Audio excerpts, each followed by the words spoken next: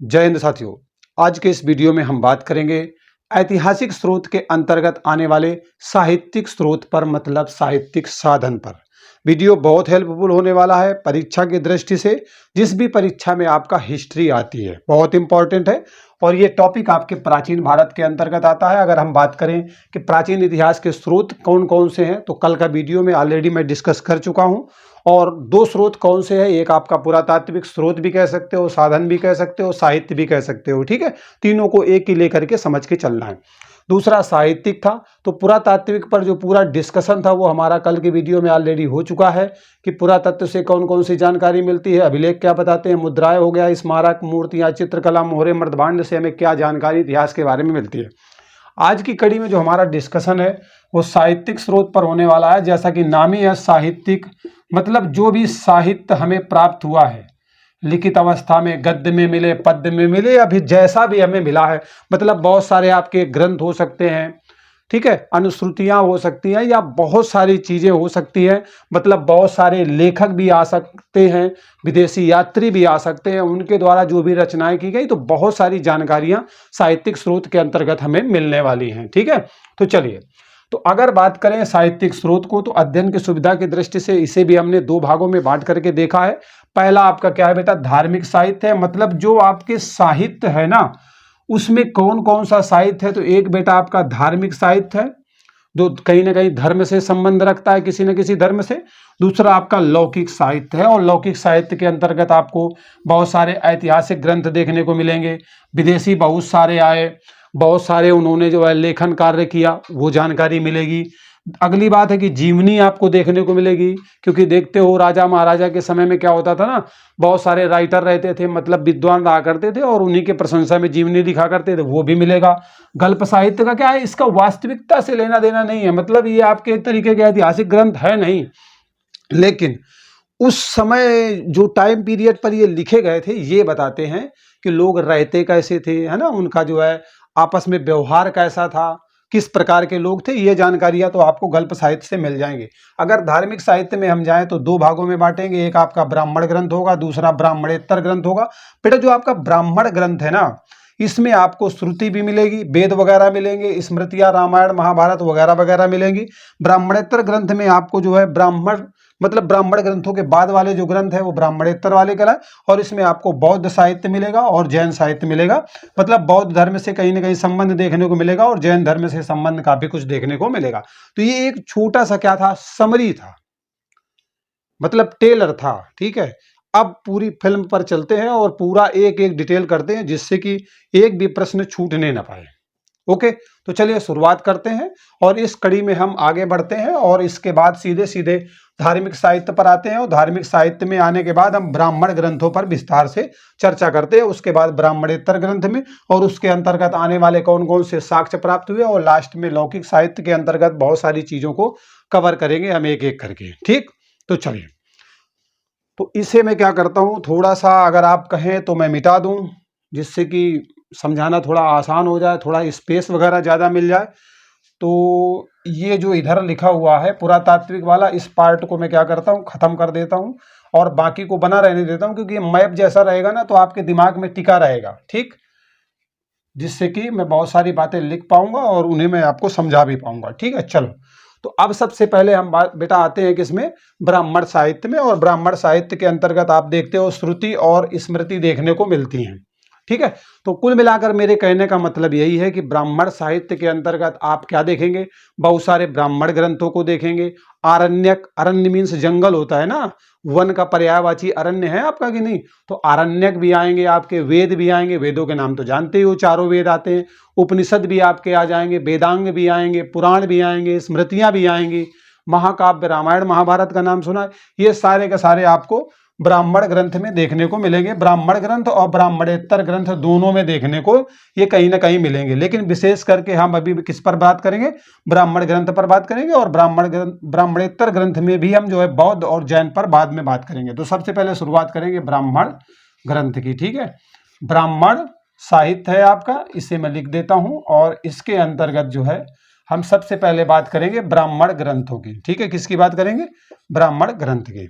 Okay, बेटा जो ब्राह्मण शब्द है ना, वो ब्रह्म से बना है, और ब्रह्म का मतलब क्या होता है? यज्ञ। ठीक है, तो ब्राह्मण शब्द आपका किससे बना है? ब्रह्म से बना है, और ब्रह्म का मतलब क्या है बेटा? यज्ञ। एक चीज तो निकल के आ गई यार, मामला यज्ञ का चल रहा है, यज्ञ वगैरह वाला काम कहीं ना कहीं देखने को मिलेगा। मतलब कह रहा है कि जो ब्राह्मण ग्रंथों की रचना है ना, वो यज्ञ कैसे करवाया जाए, कर्मकांड वगैरह कैसे करवाया जाए, किस विधि विधान से यज्ञ करवाया जाए, कैसी क्रियाकलाप होनी चाहिए, कौन काम पहले होना चाहिए, कौन बाद में होना चाहिए, ये सारी जानकारी आपको कहाँ पे मिलेगी? तो बेटा ब्राह्मण ग्रंथ में देखने को मिलेगी। ठीक है, और ये जो ग्रंथ थे ना ब्राह्मण वाले, ये किस में लिखे गए थे?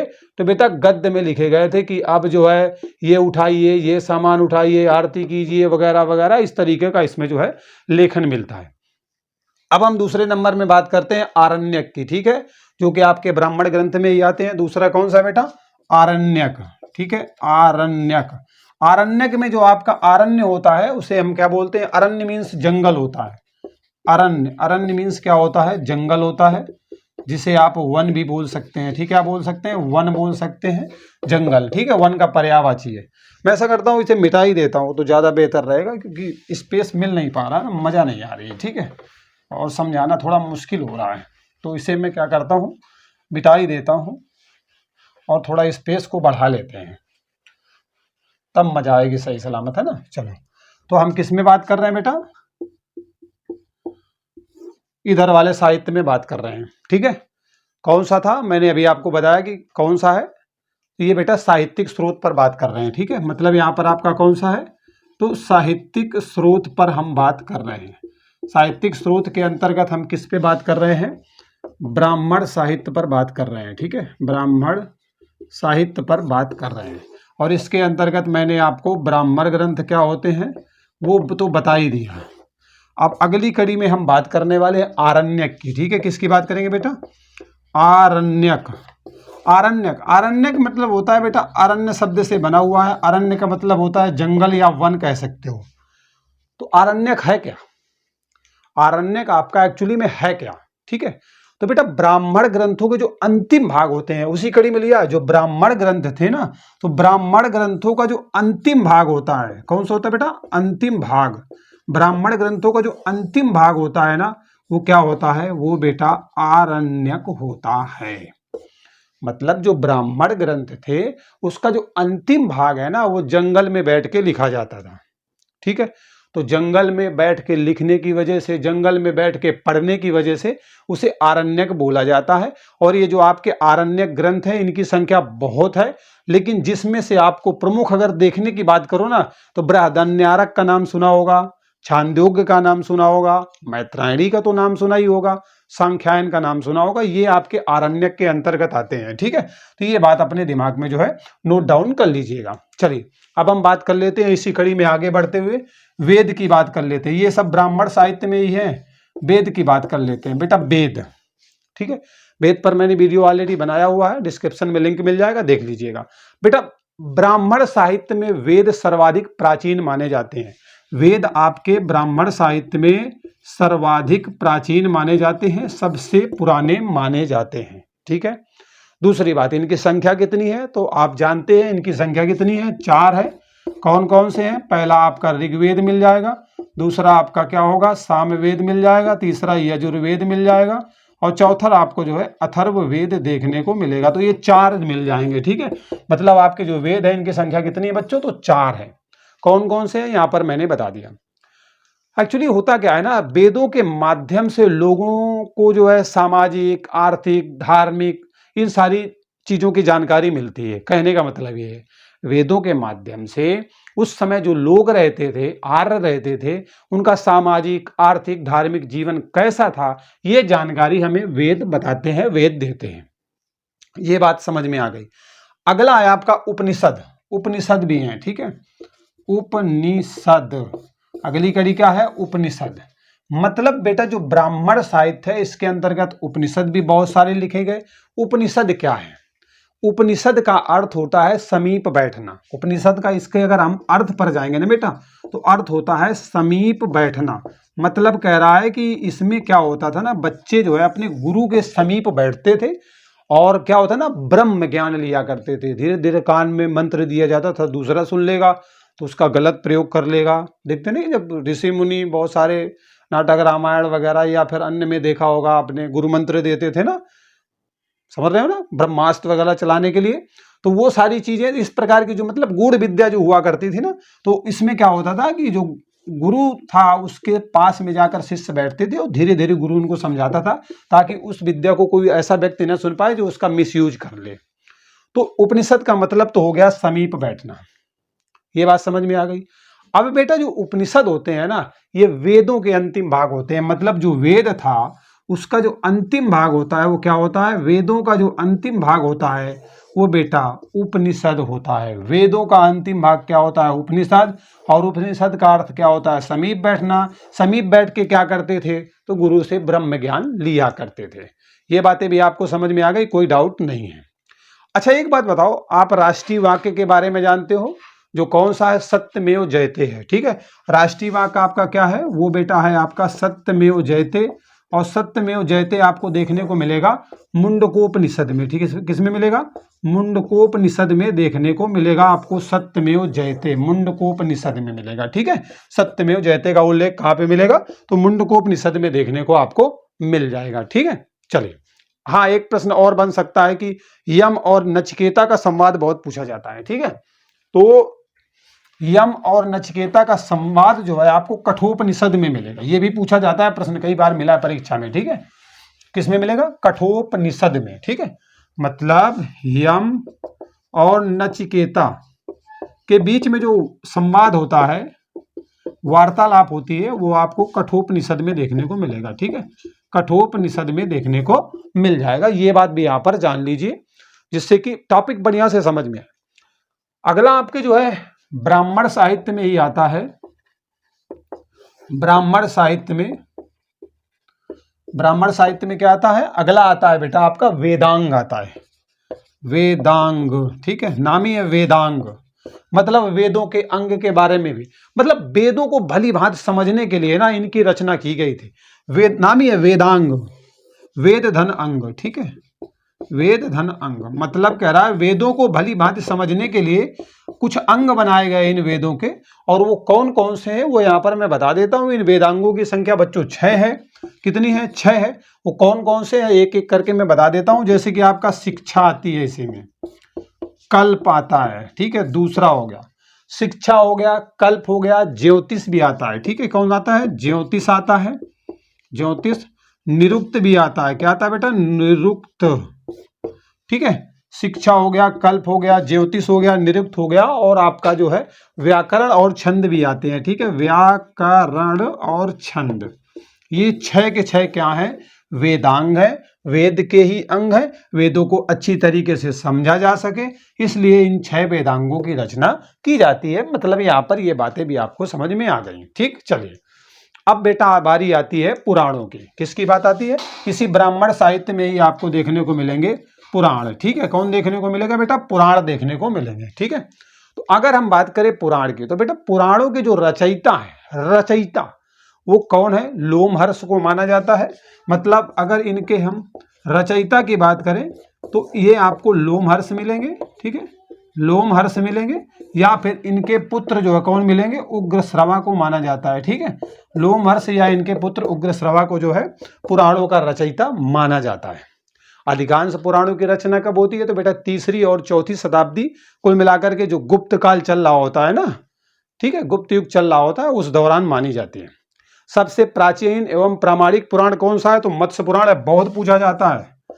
प्राचीन और प्रामाणिक पुराण, ठीक है, प्राचीन और प्रामाणिक पुराण कौन सा है, तो बेटा यहाँ पर आपको आंसर मिलेगा मत्स्य पुराण। ठीक है, ये आपको जो है आंसर में मिलेगा पुराण। ओके, ये समझ में आ गया। पुराणों की संख्या कितनी है, छोटा सा क्वेश्चन पूछा जाता है, तो बेटा पुराणों की संख्या कितनी है, 18 है। ठीक है, कितनी है, 18 है पुराणों की संख्या। ये बात भी समझ में आ गई। अब हम बात करते हैं स्मृति ग्रंथ की।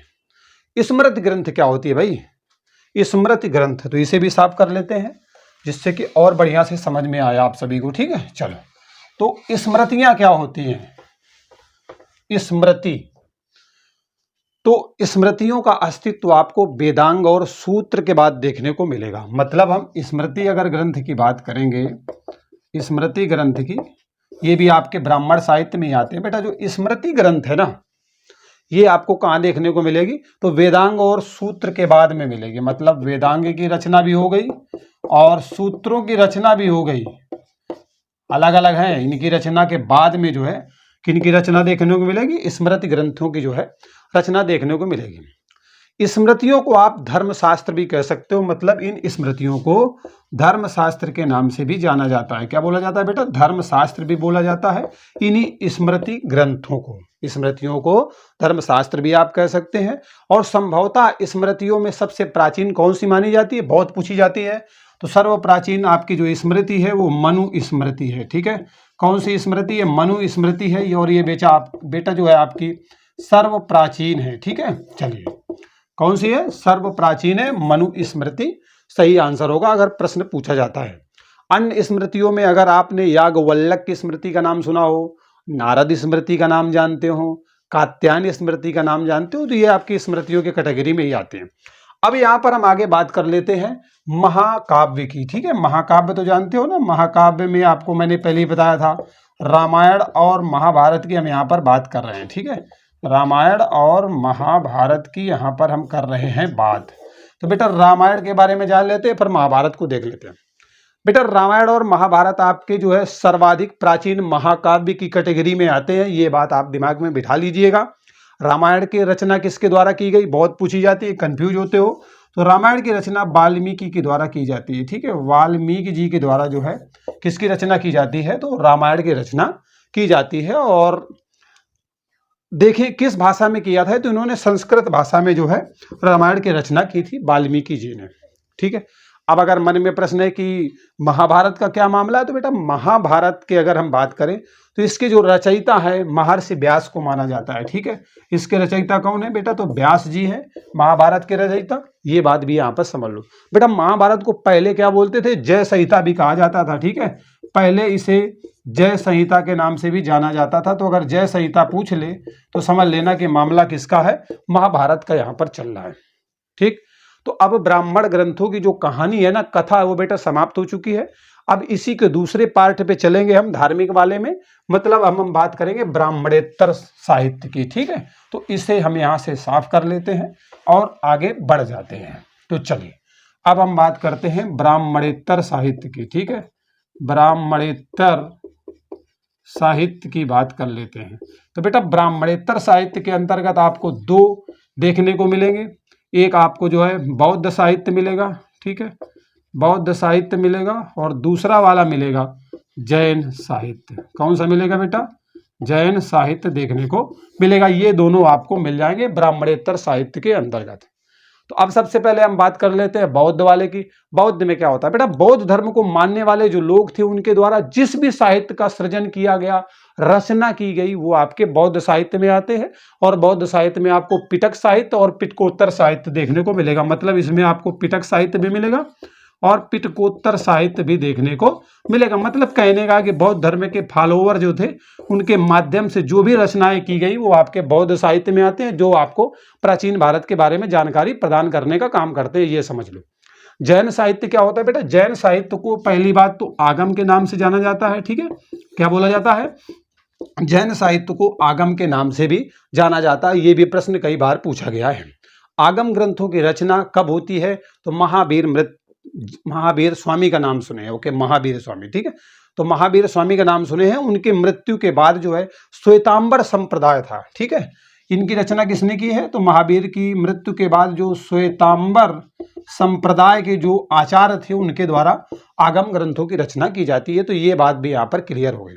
अच्छा, एक बात आपको समझ में आई होगी या फिर आपने पढ़ी होगी कि भगवती सूत्र में जो है किसकी जीवनी मिलती है, ये पूछा जाता है। तो भगवती सूत्र में बेटा महावीर की जो है, महावीर की जीवनी कहाँ पर मिलती है? तो वो आपको मिलेगी भगवती सूत्र में देखने को मिलती है। ठीक है, भगवती सूत्र भी है या फिर इसे सूत्र भी बोल देते हैं, दोनों ले सकते हो। ठीक है, एक प्रश्न और पूछता है कि 16 महाजनपदों का उल्लेख कहाँ मिलता है? तो बेटा यहीं पर आपको जो है 16 महाजनपदों का, ठीक है, महाजनपदों का उल्लेख भी देखने को मिलेगा भगवती सूत्र में। ये बात भी यहाँ पर समझ लीजिए। अब हम बात करते हैं धार्मिकेतर या लौकिक साहित्य की, क्योंकि इसका जो विस्तार है ब्राह्मणेतर साहित्य का वो यहाँ पर आपने देख लिया। अब जो दूसरा पार्ट था आपका, ठीक है, उस पर हम चलते हैं और उसका डिस्कशन करते हैं कि उसमें क्या क्या है, कौन कौन सी जानकारी किसके माध्यम से हमें प्राप्त होती है। ठीक है, तो किस पे चलते हैं बेटा? धार्मिकेतर साहित्य पे। एक, क्योंकि इसमें जानते हो ना कि जो प्राचीन इतिहास था इसे दो भागों में हमने बांटा था। इधर वाला मामला पूरा निपट गया था। इधर जो आपके साहित्यिक स्रोत थे, साहित्यिक स्रोत को भी हमने दो भागों में बांटा था, एक धार्मिक वाला था और एक धार्मिकेतर था। ठीक है, दूसरा क्या था? धार्मिकेतर साहित्य था। ये दोनों बातें मैंने आपको यहाँ पर जो है क्या की थी, बताई थी। तो अब हम बारी किसकी है? धार्मिकेतर साहित्य की है। तो ये थोड़ा सा मैंने बताया आपको, जिससे कि भूल गए होंगे और फटाक से रिवीजन भी हो जाए, माइंड में इमेज बन जाए कि हाँ मामला किस तरीके का एक्चुअली था। ठीक, चलो बढ़ते हैं आगे और इसे बढ़िया तरीके से समझते हैं। धार्मिकेतर साहित्य की बात करते हैं। ठीक है, बहुत डिटेल में समझेंगे। बेटा आपका जो धार्मिकेतर साहित्य है, आखिरकार इसके अंतर्गत आता क्या है? सबसे पहले तो यही जान लो बेटा, धार्मिकेतर साहित्य में आपको ऐतिहासिक ग्रंथ मिलेंगे। ठीक है, ऐतिहासिक ग्रंथ देखने को मिलेंगे इसी में। दूसरी बात, जीवनियां मिलेंगे देखने को। क्या मिलेंगे? जीवनियां मिलेंगी। विदेशियों का विवरण भी मिलेगा। चलो लिख देता हूं वहां पर, आपको विदेशियों का क्या मिलेगा? विवरण देखने को मिलेगा, जीवनी वगैरह देखने को मिलेंगी, गल्प साहित्य मिलेगा। ठीक है, गप मारने वाला साहित्य मिलेगा। ऐसे आप याद कर सकते हो। ठीक है, अभी क्या है सब कुछ बता दूं। सबसे पहले बात करेंगे ऐतिहासिक ग्रंथ। बेटा ऐतिहासिक ग्रंथ क्या है? अच्छा एक बात बताओ, आप जानते हो कि पहले बड़े बड़े राजा होते थे, सम्राट हुआ करते थे, उनके वहां पे क्या होता था, बहुत सारे लेखक भी रहते थे, कवि भी रहते थे, और वो क्या करते थे, उस समय जो राजनीतिक व्यवस्था चल रही है, आर्थिक स्थिति कैसी है, बहुत सारी बातों पर क्या लिखते थे, लेख लिखने का काम करते थे। ठीक है, तो उससे हमें क्या इतिहास के बारे में जानकारी मिलती है, मेरे कहने का मतलब ये है। तो इसी को आपको समझना है। तो ऐतिहासिक ग्रंथ क्या है कि उस समय बहुत सारे लेखक थे, सम्राट के संरक्षण में रहते थे, लेख लिखते थे। तो कौन कौन से लेख लिखा है कुछ देख लो, जो परीक्षा में पूछे जाते हैं। जैसे कि आपसे अष्टाध्यायी बहुत पूछा जाता है, अष्टाध्यायी। ठीक है, अष्टाध्यायी, अष्टाध्यायी के जो रचयिता हैं वो कौन है? तो पाणिनि है। कौन है बेटा? पाणिनि है। इससे क्या जानकारी मिलती है भाई? तो मौर्य काल से संबंधित जानकारी प्राप्त होती है। मतलब अष्टाध्यायी आपकी जो है पाणिनि के द्वारा लिखा गया लेख है, रचना है, और इसमें हमें क्या जानकारी मिलती है? तो इसमें हमें जानकारी मिलती है कि मौर्य काल में क्या कथा कहानी चलती थी, राजनैतिक वगैरह, आर्थिक वगैरह, किस तरीके की अवस्थाएं देखने को मिलती है, ये इससे मिलेगा। मुद्रा राक्षस का आप नाम सुने हैं, तो मुद्रा राक्षस के लेखक कौन है? विशाखदत्त हैं। एक मुद्रा राक्षस भी यहाँ पर ले लो। ठीक है, मुद्रा राक्षस है ना, मुद्रा वाला राक्षस। तो इसकी रचना किसने की है? तो विशाखदत्त के द्वारा की गई है। ठीक है, विशाखदत्त के द्वारा इसकी रचना की गई है। इसमें भाई हमें क्या जानकारी मिलती है? तो बेटा नंद वंश के बारे में जानते हो, किस तरीके से पतन हुआ, मौर्य वंश का पतन आखिरकार किस वजह से हुआ, और जो गुप्त वंश का उत्थान है, मतलब विकास है, किस तरीके से होता है, वो जानकारी आपको मुद्रा राक्षस में देखने को मिलेगी। तो ये भी तो जानकारी इतिहास के बारे में ही दे रहा है ना, तो इसलिए यहाँ पर इसे भी लिखा गया। अर्थशास्त्र के लेखक तो आप जानते हो, बहुत इंपॉर्टेंट, अक्सर पूछा जाता है, तो यहीं पर शामिल कर लेते हैं। अर्थशास्त्र के लेखक को आप जानते हो, नाम क्या है? कौटिल्य है, ये भी पूछा जा सकता है। विष्णुगुप्त है। ठीक है, विष्णुगुप्त या चाणक्य भी बोला जाता है। ठीक है, ये तीनों के तीनों एक है बंदे के नाम है, कुछ भी बुलाओ सब एक ही का नाम चलेगा। ठीक है, ये तीनों नाम। अब इसमें किसकी जानकारी है? मौर्य काल के राजनीतिक, सामाजिक, आर्थिक कथा कहानी पता चलती है। मतलब इसका संबंध किससे है? मौर्य काल से है, कि मौर्य काल में आर्थिक सामाजिक स्थितियां क्या थी, ये जानकारी यहां पर मिलेगी। ठीक है, महाभाष्य का नाम सुने होंगे ना, महाभाष्य के लेखक कौन है? पतंजलि, और इसका संबंध शुंग काल से है। मैं ऐसे मौखिक बता देता हूं क्योंकि इतने एग्जाम्पल आपके लिए सफिशियंट है। अगर हम बात करें हर्षचरित, हर्षचरित पूछी जाती है तो थोड़ा सा इसे मैं बता देता हूं। आपका हर्षचरित, हर्षचरित का नाम जानते हो कि किसके द्वारा रचना की गई? तो बच्चा बाणभट्ट के द्वारा इसकी रचना की जाती है। ठीक है, बाणभट्ट किसके द्वारा की जाती है? बाणभट्ट के द्वारा की जाती है। हालांकि ये बात अलग है कि हर्षचरित हर्ष की पूरी जीवनी होती है, जो कि हमारे जीवनी के अंतर्गत आएगी भी। ठीक है, लेकिन समझाने के लिए है कि मतलब किस तरीके के जो ऐतिहासिक ग्रंथ लिखे गए, जो हमें हमारे प्राचीन इतिहास के बारे में बहुत कुछ बताने का प्रयास करते हैं। मृच्छकटिकम का नाम सुना होगा, है ना, इसके लेखक शूद्रक हैं और इसमें जो है गुप्त काल के समाज और संस्कृति के बारे में जानकारी मिलेगी। अब दूसरा पॉइंट है बेटा विदेशियों का विवरण, अर्थात विदेशी आए वो क्या विवरण लेके आए जो हमारे इतिहास के बारे में हमें बताते हैं, उनके बारे में भी हम यहाँ पर बात कर ही लेते हैं। ठीक है, चलिए। तो विदेशियों में आप देखते हो फायान का नाम सुना होगा आपने, बहुत पूछा जाता है परीक्षा में। अगर नहीं सुना तो ह्वेनसांग का नाम तो सुना होगा, ह्वेनसांग भी बहुत परीक्षा में पूछे जाते हैं। ठीक है, तो ये आपके जो है पॉपुलर है, लेकिन ये सब विदेशी ही हैं, उन पर बात कर लेते हैं। तो विदेशियों के विवरण में क्या होता है कि बेटा ये बहुत बड़ा साहित्यिक स्रोत का काम किया है और विभिन्न यात्री भारत में आए भी हैं और बहुत सारे ग्रंथों की रचना भी किया उन्होंने भारत में आकर के। अब जैसे कि बात करते हैं मेगास्थनीज की। ठीक है, तो विदेशियों के विवरण में हम मेगास्थनीज की बात करते हैं, मेगास्थनीज। अच्छा ये बताओ किसके राज दरबार में आया था, बहुत प्रश्न पूछा जाता है, मेगास्थनीज किसके शासनकाल में आया था? तो आपका आंसर होने वाला है चंद्रगुप्त मौर्य के शासनकाल में मेगास्थनीज का पदार्पण होता है। पहली बात, किसकी जानकारी देते हैं ये? तो मौर्य प्रशासन के बारे में जानकारी देते हैं, मौर्य काल के बारे में जानकारी मिलती है। पुस्तक कौन सी है भाई इनकी? इंडिका नाम सुने होंगे, इंडिका मोस्ट पॉपुलर, बहुत पूछी जाती है। ये भी आपके विदेशी यात्री हैं, बहुत सारा विवरण इन्होंने दिया, विदेशी हैं लेकिन फिर भी देखो मौर्य काल के बारे में इन्होंने लिखा, तो कहीं ना कहीं जानकारी तो मिल रही है ना हमारे इतिहास के बारे में। फायान को जानते हो, बहुत प्रश्न पूछा जाता है इसी में, फायान बहुत पूछा जाता है। ठीक है, जो पूछे जाते हैं वही शामिल किए मैंने। फायान, फायान किसके शासनकाल में भारत आते हैं? तो चंद्रगुप्त द्वितीय के समय में आते हैं, ध्यान रखना, चंद्रगुप्त सेकंड के शासनकाल में भारत आते हैं, इनके दरबार में।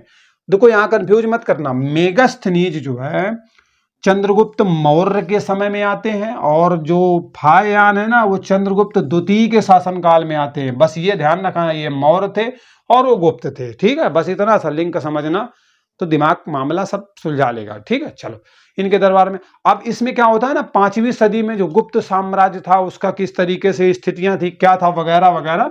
तो गुप्त काल से संबंध भैया फायान का है और मौर्य काल से संबंध आपके मेगास्थनीज का है, क्योंकि इसी के समय में आए थे। ह्वेनसांग बहुत पूछे जाते हैं, कौन पूछे जाते हैं? इसी में आपके ह्वेनसांग भी आते हैं। ठीक है, ह्वेनसांग भी आते हैं। ह्वेनसांग को पता है युआन चुआंग भी बोलते हैं, क्या बोलते हैं? युआन चुआंग भी बोलते हैं। ठीक है, चुआंगट समझ सकते हो, युआन चुआंग भी बोलते हैं, ये भी आपका विदेशी था, चीन का था, ये बात समझ लो। हर्षवर्धन के दरबार में आते हैं भारत, कब आते हैं? हर्षवर्धन के समय में जो है भारत आगमन होता है इनका, और इनके द्वारा लिखा क्या जाता है जरा ये भी देख लो, क्योंकि ये भी पूछा जाता है। तो CU की रचना लिखी है इन्होंने, क्या लिखा? यात्रा वृत्तांत क्या कहलाता है? C, इसके बाद U, फिर इसके बाद की। ठीक है, ये यहाँ पर मैंने बता दिया आपको, तो बहुत सारी बातें यहाँ पर जानने को मिल गई। अब अगर हम चीनियों की बात कर लें तो कौन थे? तो फायान भी है, ह्वेनसांग है, ह्वेनसांग को युआन चुआंग कहते हैं, मैंने बता ही दिया, इत्सिंग का भी नाम आता है।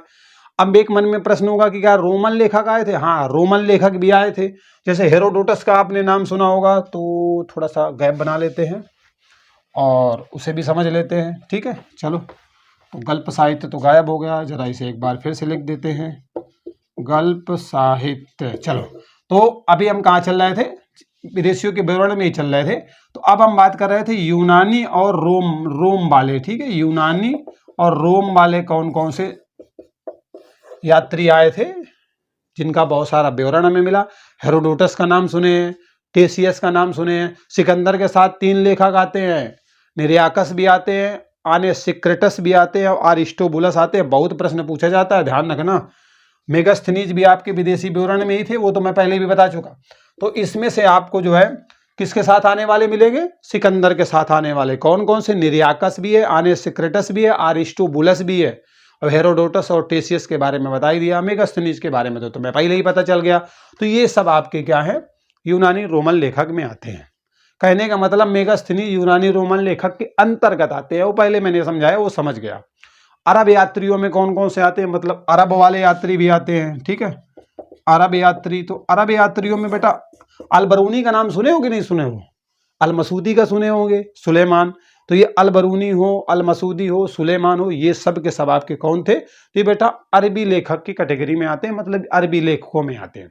अब हम बात करते हैं आगे जीवनियों की। जीवनी क्या थी भाई? तो आप जानते हो उस समय जो सम्राट हुआ करते थे, राजा हुआ करते थे प्राचीन काल में, बहुत सारे विद्वानों को अपने जो है सभा में शामिल कर लेते थे, तो वो सम्राट के संरक्षण में रहते थे, तो उन्हीं की जो है भजन कीर्तन गाया करते थे, मतलब उन्हीं के गुणगान गाया करते थे। तो बहुत सारी जीवनी लिख डाली उन्होंने, ठीक है। और वो जीवनी भी कहीं ना कहीं हमें बहुत सारी बातें बताते हैं, जैसे कि हर्षचरित जीवनी है, मैंने पहले भी अभी थोड़ी देर पहले बताया था ना। इसमें सबसे अच्छा उदाहरण आप हर्षचरित को ले सकते हो। और हर्षचरित एक क्या है बेटा, ये जीवनी है। किसने लिखी है, तो बाणभट्ट ने लिखी थी, ठीक है। बाणभट्ट ने लिखी है, किससे संबंधित है, हर्षवर्धन से इसका जो है संबंध है। तो बाकी जानकारी तो समझ चुके हो, मेन बात है कि जीवनी समझ लो भैया, यही है। राजा महाराजा के दरबार में रहते थे, उन्हीं के बारे में प्रशंसा गाते थे, क्योंकि उल्टा सीधा बोल देंगे राजा सीधे उड़वा देगा, इसलिए उन्हीं की तारीफ में मामला चलता रहता था, ठीक है। चलो अब हम बात करेंगे गल्प साहित्य की। गल्प साहित्य क्या होता है बेटा, एक्चुअली क्या है ना कि जो गल्प साहित्य होता है, ये आपके जो है ना ऐतिहासिक तथ्य इसमें नहीं मिलेंगे, मतलब ऐतिहासिक प्रमाण कोई नहीं मिलेगा आपको। लेकिन क्या होता है ना, उस काल में भाषा क्या थी और जो लोग रहते थे उनकी सामाजिक अवस्थाएं किस तरीके की थी, ये जानकारी आपको जरूर मिल जाएगी। मतलब गल्प साहित्य में क्या मिलेगा, वहां की भैया भाषा क्या थी, सामाजिक स्थिति क्या थी, लोग थे वहां के, ये जानकारी आपको गल्प साहित्य आराम से दे देगा। जैसे हर्ष के 3 नाटक का नाम सुना हो अगर आपने, रत्नावली जैसे कि प्रियदर्शिका भी है और एक नागनंद भी है, ठीक है। ये 3 रचनाएं हैं।